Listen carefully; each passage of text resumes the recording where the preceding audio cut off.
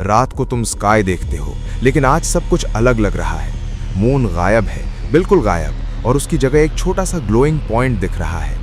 पहले तुम्हें लगता है शायद कोई नॉर्मल स्टार होगा, लेकिन वो स्टार नॉर्मल नहीं है। वो ज्यादा ब्राइट है, ज्यादा इंटेंस है, और उसकी लाइट आंखों को चुभने लगती है।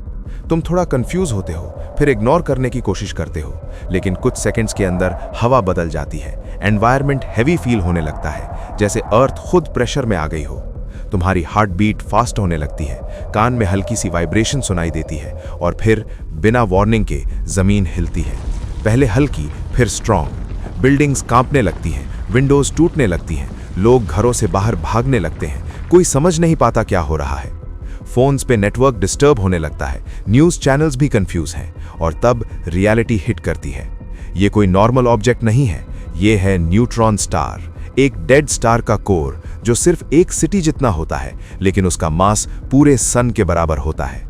सोचो, एक छोटा सा ग्लोइंग बॉल जैसा ऑब्जेक्ट, लेकिन उसका वेट इतना ज्यादा कि अगर तुम उसका एक स्पून भर मटेरियल उठाओ तो उसका वेट बिलियंस टन्स होगा।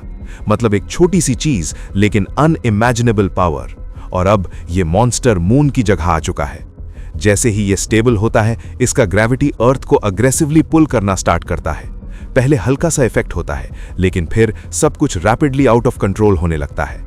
अर्थ का बैलेंस टूट जाता है, रोटेशन अनस्टेबल होने लगती है, दिन रात का साइकिल डिस्टर्ब होने लगता है, स्काई का एंगल चेंज होने लगता है, ग्राउंड में क्रैक्स आने लगते हैं, रोड्स बीच से फटने लगते हैं, ब्रिजेस टूटने लगते हैं, बिल्डिंग्स कोलैप्स होने लगती हैं, लोग चिल्लाने लगते हैं, बच्चे रोते हैं, पैनिक हर तरफ स्प्रेड हो जाता है। और फिर सबसे डेंजरस फेज स्टार्ट होता है।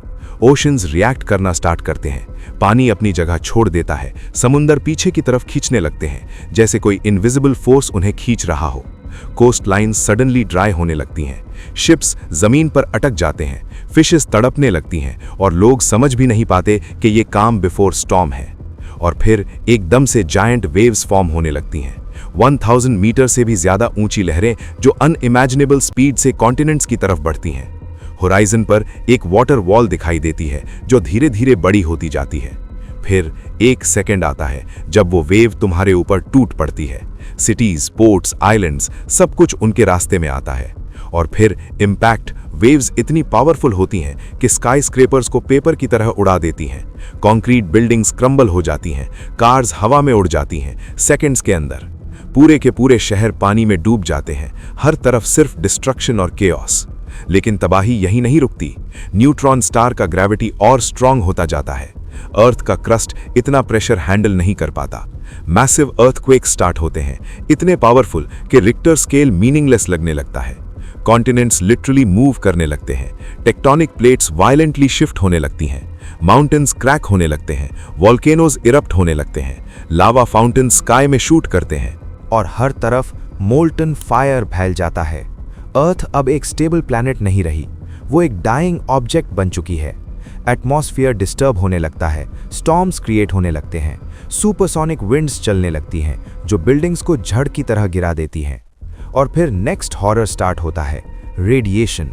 न्यूट्रॉन स्टार से एक्सट्रीमली डेंजरस रेडिएशन निकलता है जो अर्थ के एटमॉस्फेयर को डिस्ट्रॉय करना स्टार्ट करता है। ओजोन लेयर कुछ ही सेकंड्स में ब्रेक होने लगती है, हार्मफुल रेज डायरेक्ट सरफेस पर गिरती हैं, टेम्परेचर रैपिडली इंक्रीज होता है, ओशंस का पानी बॉयल होने लगता है, स्टीम क्लाउड्स स्काई में भर जाते हैं। जो लोग सुनामी से बच गए थे वो अब हीट और रेडिएशन से सफ़र करते हैं। स्किन जलने लगती है, सांस लेना मुश्किल हो जाता है, एयर टॉक्सिक बन जाती है, सर्वाइवल ऑलमोस्ट इम्पॉसिबल हो जाता है। और फिर फाइनल फेज स्टार्ट होता है।